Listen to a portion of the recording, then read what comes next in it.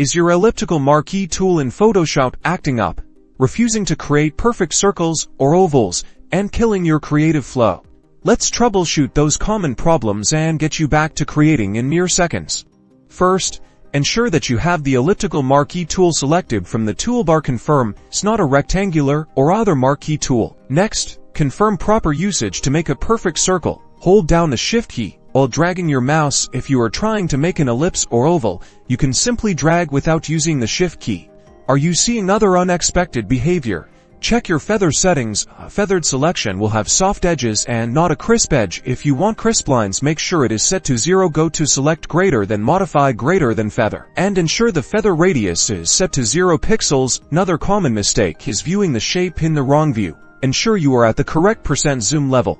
Still not working? Sometimes, restarting Photoshop can resolve temporary software glitches. Close Photoshop completely and then reopen it. Also, try clearing your Photoshop preferences. Do so by holding down Troubleshoot Shift Windows or Command Shift Mac immediately after launching Photoshop until the preferences or reset message appears.